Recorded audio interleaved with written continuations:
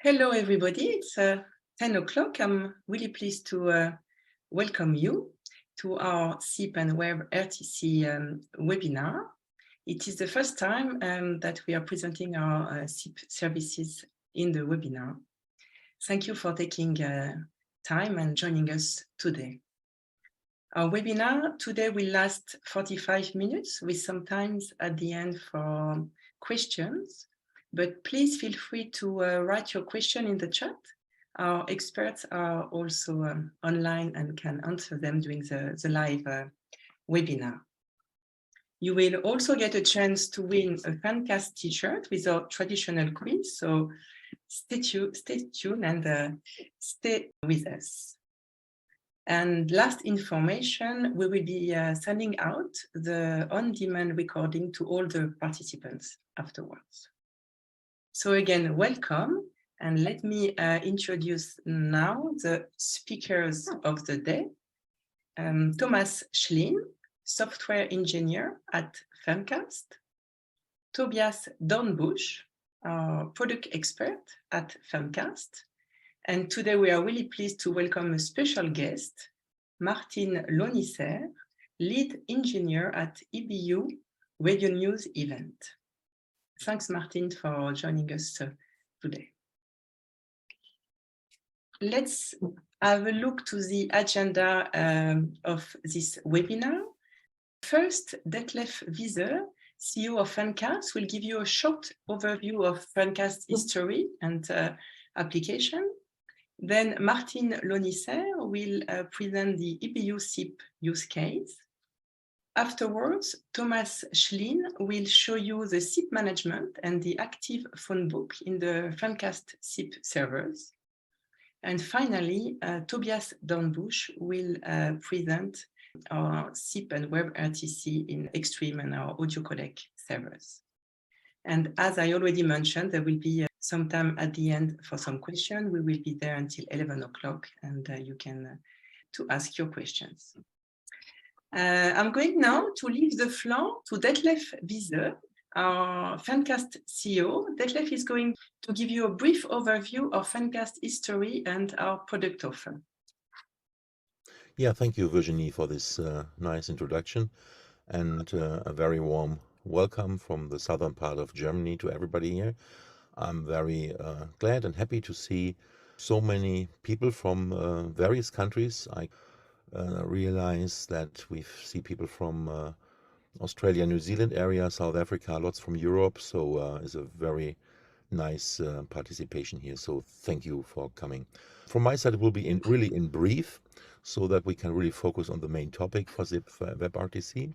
So Ferncast was founded in the late 2018, and with a very clear focus on building software for, we say, any live audio. We may not have succeeded to fulfill any live audio application, but lots of so far.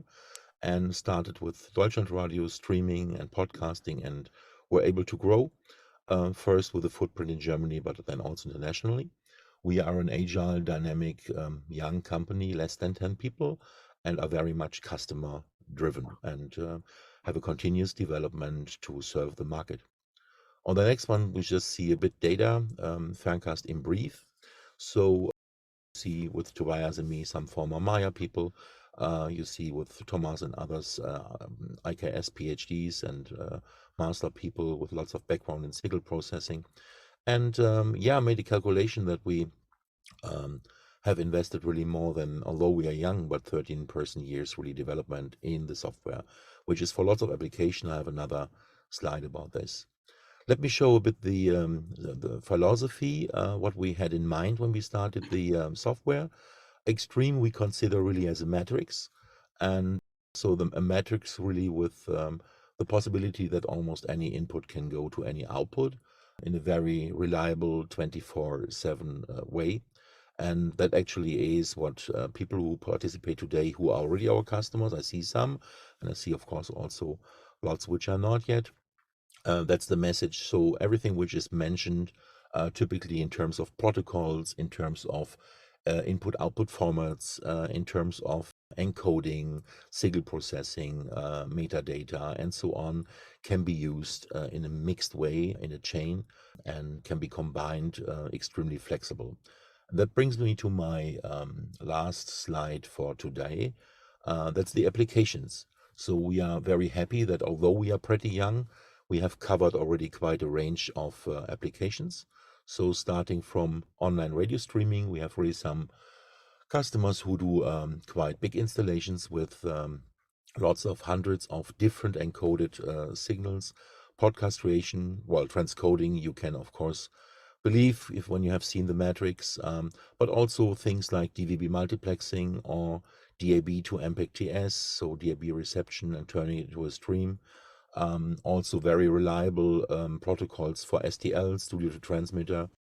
And besides loudness, where we have also an interesting signal processing part and function block, we have really also focused on SIP and WebRTC, SIP on the services, but also the implementation of protocols. And WebRTC is one of the more younger developments. But I'm quite sure that the following people will focus more in depth on this. And so I'm very glad to give the moderation back to Virginie. Thanks, Detlef. So let me introduce now Martin Lonicer, lead engineer at EBU Radio News event. The EBU has chosen the Ferncast SIP solutions, and Martin Lonicer is going now to present you the EBU use case. Please, Martin. Good morning, everyone. Thank you for having me here. Let me introduce myself again. Martin Lonicer is my name. I'm working, as Virginie already said, as the lead engineer for radio news events. And I'm also the secretary of the EBU Contact Engineers Group. Yeah, there's a nice slide for everyone who doesn't know what EBU is. It's actually the union of all public service broadcasters throughout Europe, then a couple of strange countries not related to Europe, like Israel. We've got Canada, United States, and so on. And so our goal is to give services to public broadcasting media in any way we can. So our department is, for example, the radio news events, so that we go to big events and we offer all kinds of services to the public media, access to the internet. We give the access to transportation of their data and many, many other things among that. So one part of our things we did in the past was we offered little codec studios. Let me briefly explain what a codec is.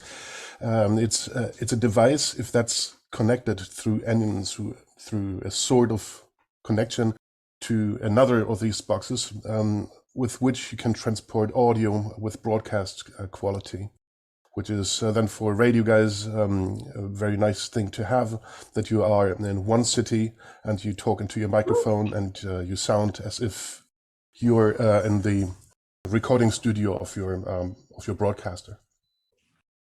In the old days, we used to have this connection done by ISDN, and that was, for a couple of things, that was a really nice thing because it was really easy to use. You had a phone number, you dialed that phone number, and most likely you had a connection.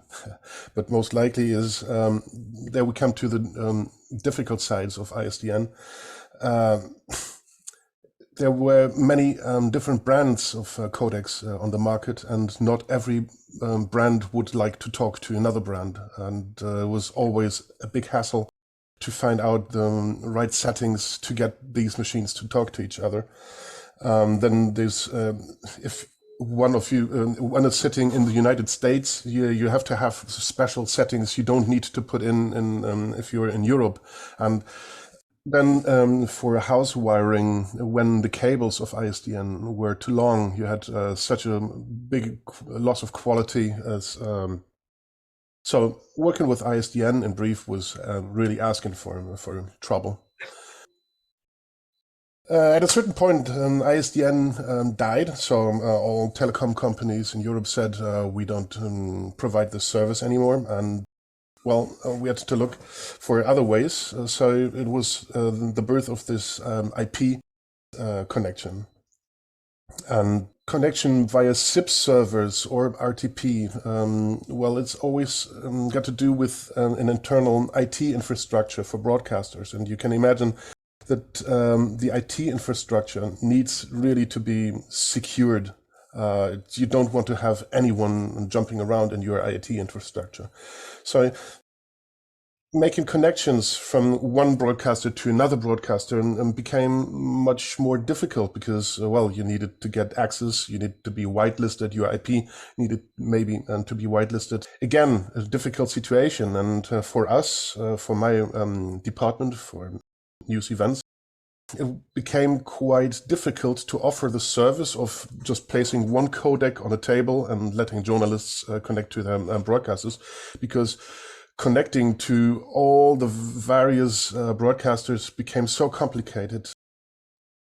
No one really liked to use our service anymore.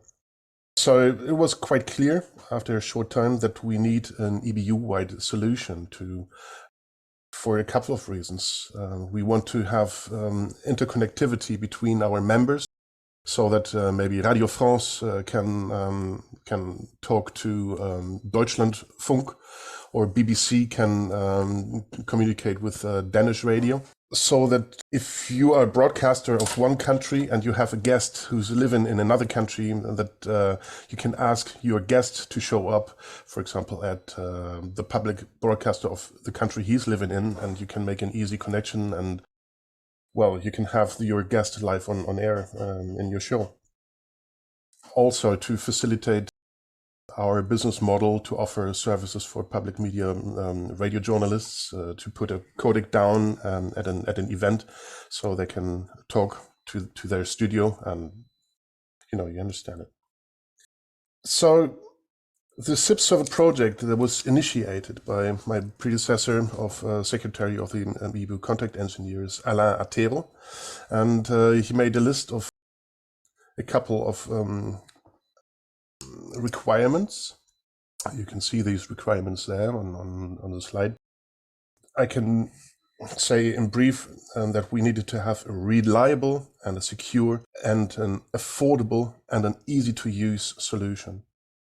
And this is what we found with Ferncast.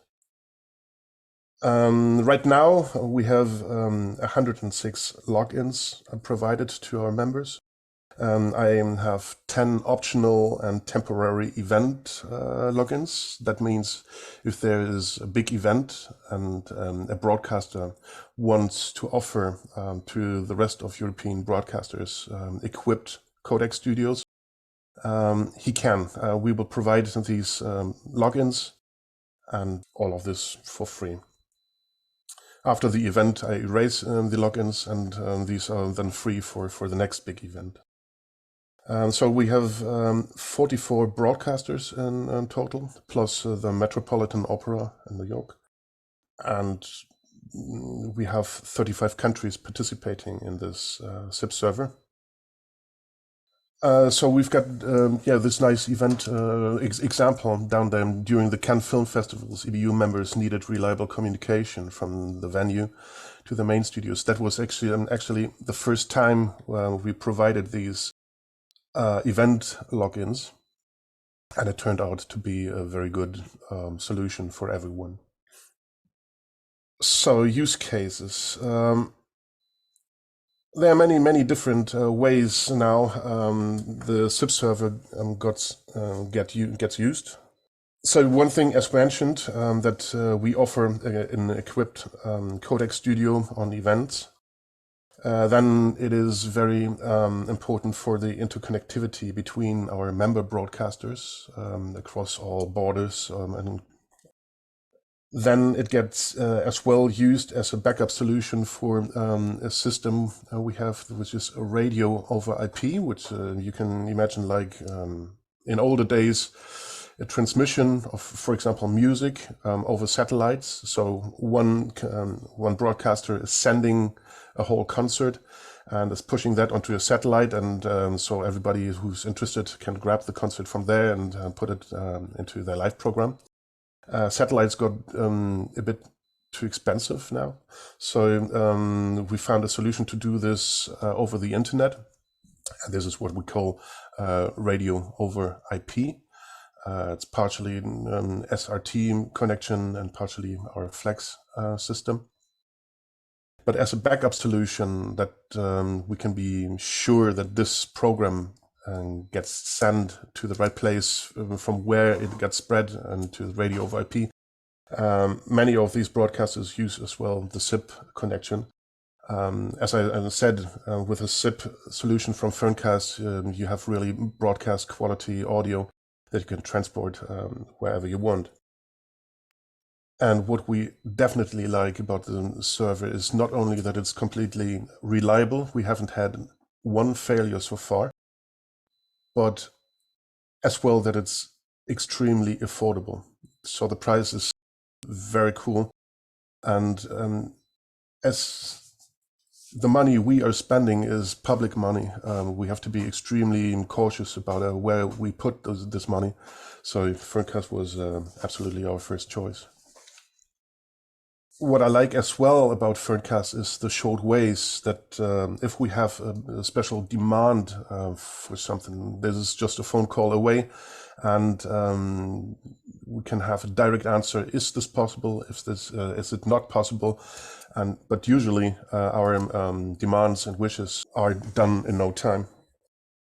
So when I look into the future, I can add one more thing. One cool feature of this existing SIP system is the innovative Active Phonebook, which I haven't seen on any other SIP server so far. So the Active Phonebook is some sort of website where you register with login credentials of your own codec. And you can see directly which units and which logins are currently logged into the SIP server. And you can not only see the name who is connected, but you can see as well the brand of the codec and sometimes even the firmware version. So this helps a lot for troubleshooting, but it helps as well to see, well, who's online right now, who's in a talk right now, who's busy, who can I read, and with a click of one mouse click, I can make a connection between my codec and the one I clicked on. And when I look on into the future, having this little request to Ferncast to develop this Active Phonebook even further, so it gets more interesting for our TV colleagues to use it as a solution as well for IFBs, which is, the situation that there is a journalist standing in front of a camera, a still camera, and he's talking about what's happening today. He needs to have the opportunity to hear the studio on the other side, so he's usually got a little button in his ear. And this connection from his ear to his broadcaster's MCR, that's what you call IFB, and it might be a very good thing to develop this Active Phonebook into this direction, that IFB solution would possible with the Ferncast SIP server. I have to say, we are, as EBU, we are extremely happy with the services of Ferncast, and we're happy to have them. Thank you very much. Thanks, Martin, for your presentation and positive feedback. I don't know if there is already some questions. Please write them in the chat to everybody. So Martin will stay with us until the end and can answer also your questions.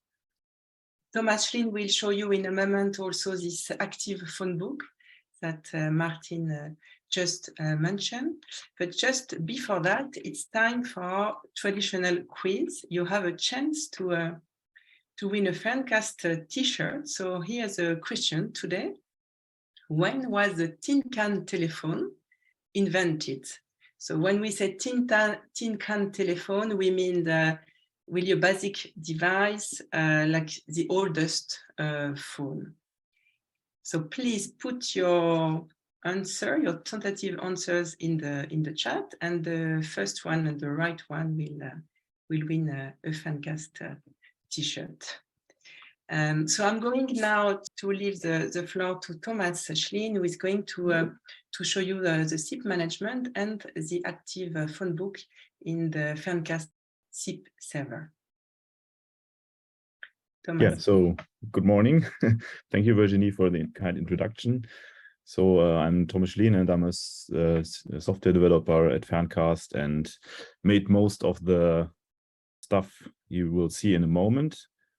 So the customized interfaces.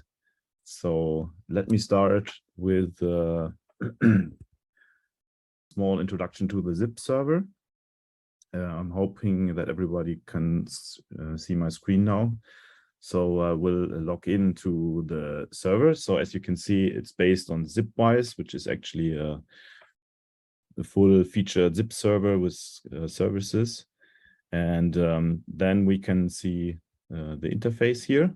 I just have to small here my video stuff. Okay. So you can actually manage it here. So there are administrators which actually can use this interface. Then you can have resellers. This is a test server here, so there are not many on that, and customers. So and each customer actually, or each reseller can actually have its own domains, which you can find here, and then actually add subscribers. So, and if you are having a power user account at our zip services, then you actually also have the possibility to add subscribers and do stuff here. For example, I can also manage this subscriber here and can see the call history, which was also an important point for the EBU, so that you can see, okay, when was the connection, how long was it? There are also some kind of quality measurements that sometimes work if you're using the right codec. And also a nice feature is that it also already included some security features. So there's some security bands, for example, as you can see here, there are some malicious IPs and users that actually tried to log in without an account, and then actually after 3 failed attempts, they are blocked so that they cannot try to attempt a new login again. So that's a very nice basis for our services. And so I will now show you some of our custom services that is actually made for the EBU. So this is the zip server of the EBU, which you can see here all registered devices, and also 2 of mine. And you can see the actually user equipment here. So most of the EBU use 2 codecs, while I'm using our Ferncast system here. And if I click here on the Thomas 5, then you can actually see that is the Active Phonebook that I now can establish a call from Thomas 5 to Thomas 4. When I click call, then actually a call is built up, and you can see it here. So now I have a call between Thomas 4 and Thomas 5, which is actually here. And now you can also see that actually these 2 are occupied, so they are shown in red, and I can no longer click on it, so only 1 connection is allowed at a time. So this is one of our custom services we made. Another customer is actually RFI, so from French radio, and I will now stop this call here. So I will show you the interface. So I first have to log in there, also with the username and the password. Will you get it right now? Yes. Okay, and you can also see here this on almost same view. So they also wanted to have to see the active subscribers. So everyone who's registered to a ZIP account. You could also do an Active Phonebook call here, which is not used by the RFI, but we can also offer that.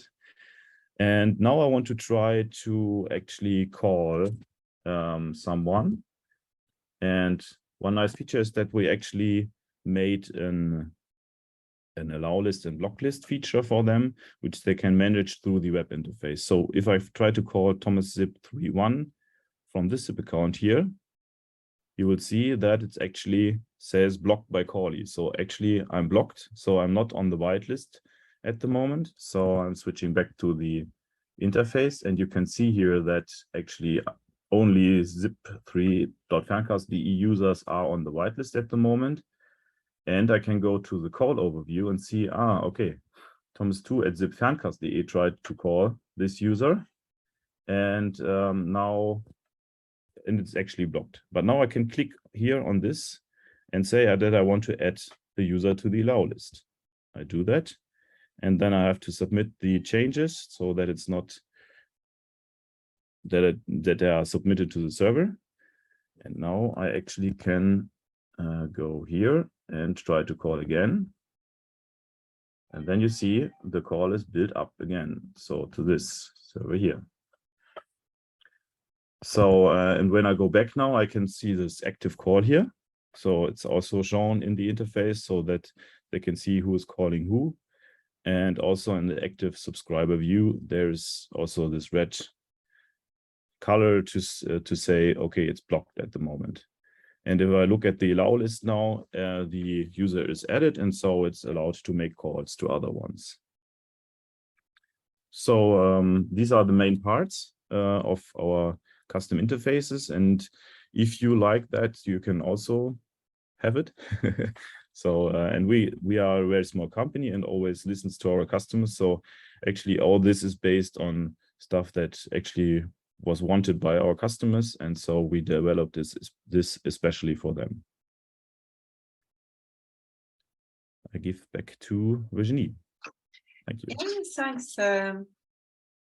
Yeah, so thanks for this demo.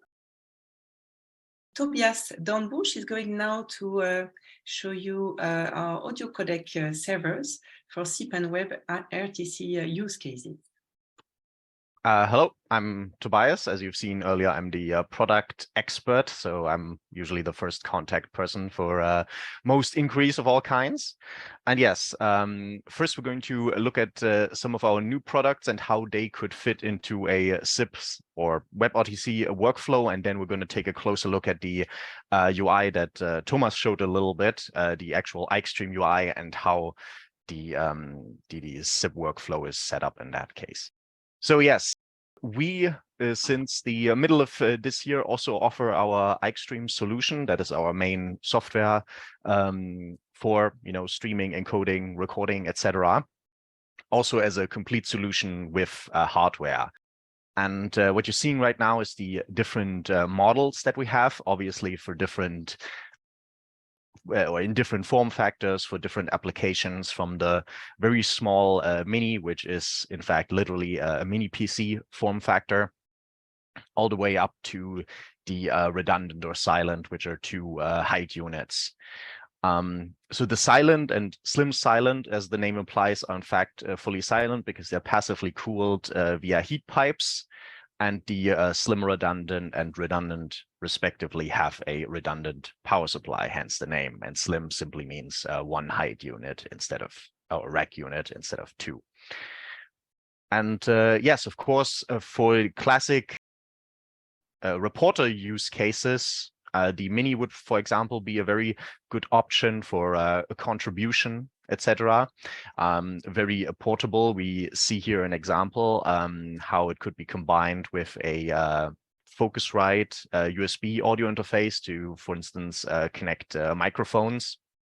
And the larger ones we saw earlier, like the silent and redundant, could of course be used for a SIP hub in a master control room to concentrate the SIP calls from multiple positions. And then of course the slims are classic OB van sort of devices in that way.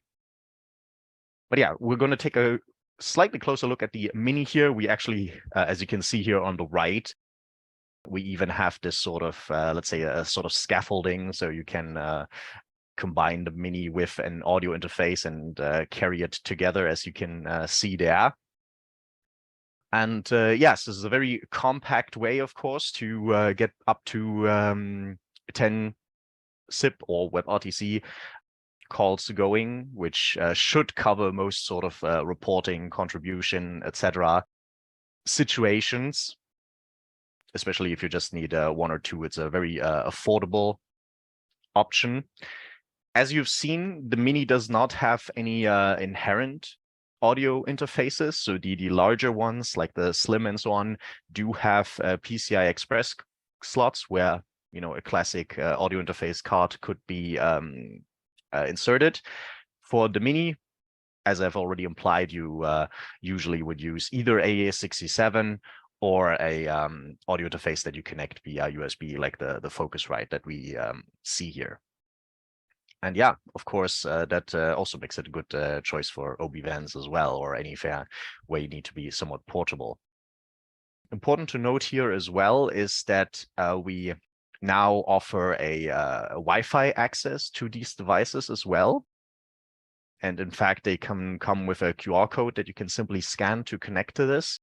And in effect, this means that instead of front panel controls, you can access the user interface, which we're going to see in a moment, directly via like tablet, phone, although we would recommend a slightly larger screen size in that case, and then do the control and monitoring this way instead of a front panel control.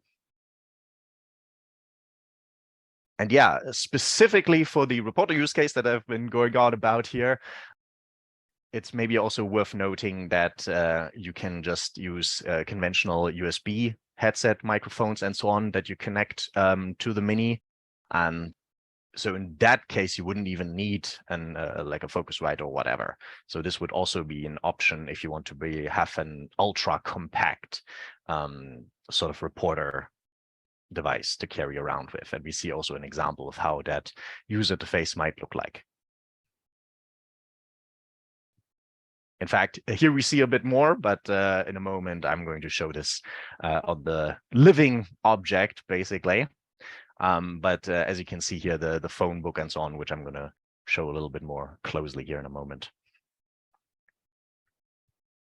So right now, what we're looking at is the actual aixtream UI. In fact, regardless of whether you would have it as a software installation or in one of these audio codec servers that we offer, the user interface itself would always be the same. However, it's very important for us, and this is in fact one of the hallmarks of our solution, I would say, is that it's very customizable. That's a very important point for us because we, of course, serve very different applications, very different use cases, and each one has different requirements for, you know, what works best as far as the workflow is concerned, etc.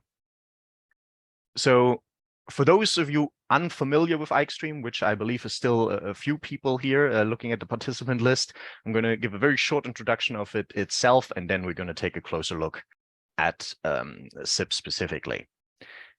So right now, what we're seeing here is the dashboard menu, which is a good segue with the whole customizable angle that I've been talking about, because the idea behind the dashboard is that it's like a customizable monitoring and control hub. So these individual pieces that you see here, like this connection overview here, the level meters that are going on, the volume control, system health, etc. Those have actually been specifically chosen to be displayed here.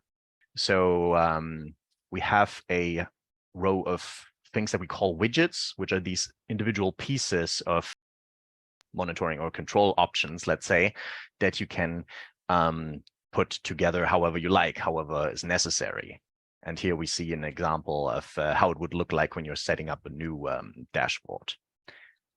And but here we already have a different example. You saw something similar with Thomas's presentation earlier, where we have the SIP calls widget as an example, which is sort of an extension of the classic kind of SIP phone book, where you store your contacts so you can recall those specific SIP addresses again and again. We're going to take a closer look at that in a moment. But we do, of course, also have an actual phone book menu. As we can see here, you've also seen this in the presentation a moment ago.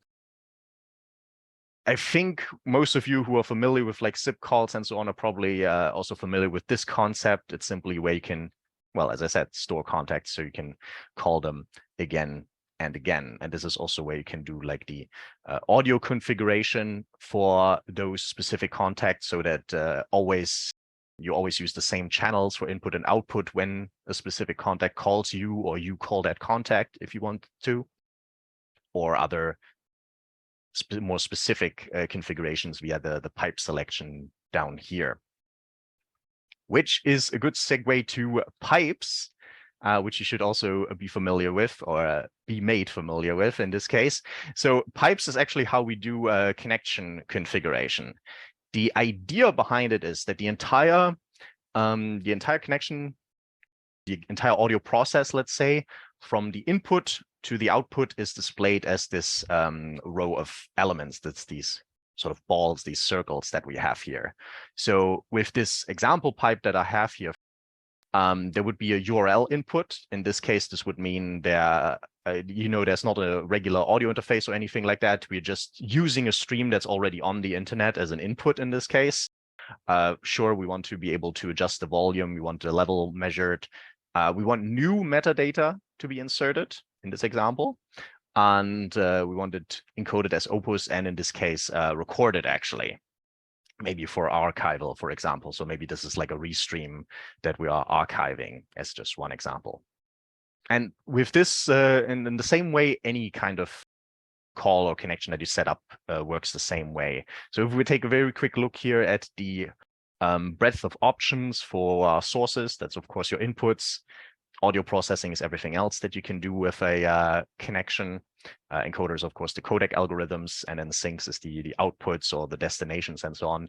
You can already tell there's quite a breadth of options available, in fact, and all sources and syncs are fully cross-compatible. So even if you have a more, let's say, unusual input-output scenario, then in most cases, aixtream should be able to handle this. Okay, so that was just a quick overview so you understand what we're even talking about in case you're not familiar with aixtream yet. For SIP specifically, it works slightly differently because you have to actually create the SIP pipes as a template. The reason behind this is that so that it's easy to reuse the sort of same template for different contacts. But just as with regular pipes, you can set up very unusual, quote unquote, sort of SIP call input output scenarios. As we see here, for instance, with this SIP out template that we have here, we once again use a URL as an input, actually. So whatever we are restreaming to the other side would actually be a restream of an online radio stream, for example. But it could also be something that's recorded in a file, or anything else that you can imagine. So of course you can also do things like use an AES67 input, various sorts of gateway and bridge scenarios. All of these could be created. We're going to take a quick look back at the dashboard now that we've talked about it. So you've already seen this when Thomas was working with it. So I have here multiple Tobias accounts on our own SIP server, in fact, and also have another aixtream instance running here, in fact. And I just intend to call one end to the other, and the magic does in fact happen. Of course, we also have level meters set up here. And as you can tell with this particular SIP call widget, there's actually a lot of information that you can get in a single glance. You immediately see the input-output setup. Obviously, the level meters are there. The encoder is listed. And in fact, if I now ended the call, I could even change which account I'm calling from, because multiple SIP accounts could be registered on the same device on the fly here in this menu here. I can mute and mute the input or output if I want, in fact, as we can see here, and even quickly listen into the audio. I'm not entirely sure if Zoom is transporting my audio. I don't think so. But yes, via this media player, you can directly listen into the connection. And yeah, as you can imagine, this could be a very long list, but since you can still sort contacts, you can keep the overview convenient for your use case. Something else I've also wanted to show here that I've set up. It's actually on this end, I believe. Yes, exactly. So one interesting thing I've also wanted to show is that with this particular setup, I've made it so that when a SIP call comes in this particular template, it's sent to what we call a virtual port. So a virtual port is kind of like a virtual audio card that you can set up in aixtream. And the idea is that everything that is now streamed to this quote unquote output can then be reused as input for other pipes. So of course, this SIP pipe is currently running between these two systems that I've set up. And I, in fact, use this virtual port as input for these two other pipes here. So I can basically, for instance, restream this input further with RTP and also make a file recording at the same time from this SIP call as well, just to show you a few more options how you can, very broadly use this. And to round this up, we're going to take a quick look at the other things connected, how to handle SIP accounts or SIP calls in general in aixtream. So actually, I should do this on this end here. Yes, of course, there's a menu to set up your SIP accounts, has all the usual options. As I've mentioned earlier, there's no limitation for how many SIP accounts you can have registered on the same system. Generally, CPU usage-wise and so on, it's not a major issue. On this note, it may also be nice to know that at least on our SIP server, you can also have multiple devices registered to the same account, and also in aixtream, you can use the same account to do multiple calls. Maybe that's also nice to know. In the way how our SIP server is set up, you usually don't need to worry about NAT traversal, etc., because audio is actually routed through the server. But if this is a requirement, then of course you can do here the stun settings, etc., and also enable and disable whitelisting and so on.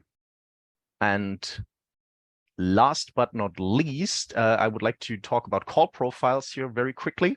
So one issue with SIP calls, especially when you're calling a remote site that maybe a contact you're not familiar with, that you haven't actually interacted much with, you may not know what codecs the other side supports, etc. And for this purpose, we actually have call profiles. You may have also seen this in the SIP calls widget earlier, that there was a call profiles drop-down menu.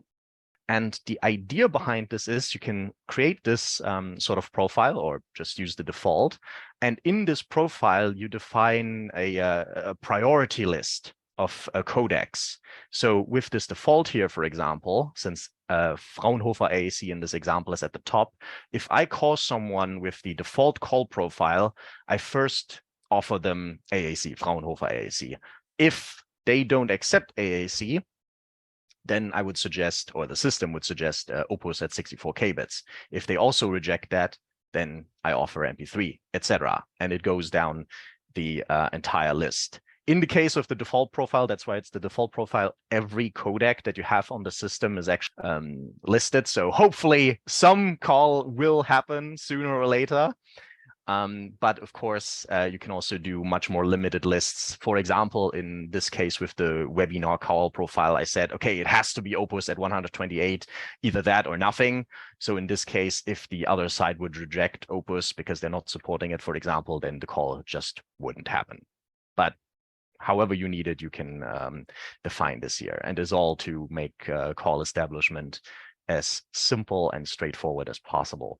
And also, of course, nice to know, as you can see here with the call profile, you can also do adjustments like the jitter buffer, packet loss concealment can be enabled, reconnect count defined, whether autocall on register should be done. So that means that unless you actually manually stop the call properly last time, then as soon as the account registers, they reestablish the last call that was on. This can also be enabled here. That would be it for me for now. Thanks for your live demo. The webinar is coming now to the end, but of course, before we need to have a look at the quiz answer. I saw some interesting answers in the chat. I would say that Mr. Gochkov gave a good answer, because it's true that Robert Hooft discovered the tin can telephone in 1664, but we did some research, and we found out that there was a 1,200 years old telephone which was found in Peru in the ruins of the Chacham. So it was an old civilization and quite advanced also. So there was a bit of it was a question with a trick. I'm going back to the chat, but I think, because that was a bit of a trick, that Mr. Angel Gochkov wins then the Ferncast t-shirt with Robert Hooft answer in 1664. Thanks for your participation to the quiz and for the participation to our webinar. We still have some time for questions. If you'd like to stay with us, the room is open until 11. I saw also in the chat some questions. Yeah, one of these I would immediately tackle.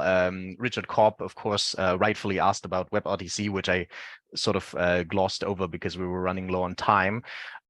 But WebRTC would actually work the same way as other unidirectional pipes. So it is different from the whole SIP setup there that we've seen. So you can simply have a WebRTC input where you define, of course, exactly where the input is coming from. And for the WebRTC output, if you're streaming that way, we have an actual, or will soon have a platform where, a browser platform where you can stream to, and then of course from there people can receive the WebRTC streams via browser, for example. So it works for both input and output. Configuration is similar to the unidirectional pipes that I've shown, like the Icecast stream, for example. And we maybe can mention that the listen-in feature, actually, if you have a WebRTC license, is also working with WebRTC. So if you're clicking on the listen-in symbol in Extreme, then you are actually using WebRTC to listen in. So before we used some HTTP streaming, which was with a very high delay, like 2 to 5 seconds. And now with WebRTC, it's more like, I would say, 100 milliseconds. Thanks for the precise answer, Thomas. Don't know if we have other questions. Maybe I think you can unmute your micro if you have some question or would like to ask something to Tobias or Thomas or Martin. Lonicer is still with us. There is no more question for the time being. I would like to thank you for your time and for your participation. Of course, if you have more questions or if you like a personalized demo, you can contact Tobias, who is always there for you. If there are no more questions, then you might as well use the opportunity to actually show the WebRTC config very quickly.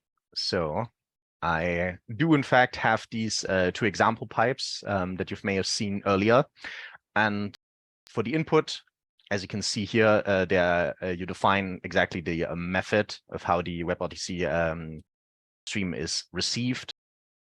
I did mention the actual browser platform that we have, so you can of course use this as a source as well, and of course also define the URLs for the servers, etc. And on the other side, of course, basically the reverse. It look very, very similar, in fact, of course. Once again, you define exactly how the stream goes out, where to, and the respective URLs, etc. Otherwise, works exactly like a regular unidirectional pipe. Can, of course, also be integrated with widgets like the connection overview that we have seen here, for example. And we also have plans, of course, to do a more specific WebRTC widget potentially. Well, then, I wish you all a nice day. Thanks for your time, your participation, and hope to see you in our next webinar. Goodbye. Bye-bye. Goodbye. Bye-bye.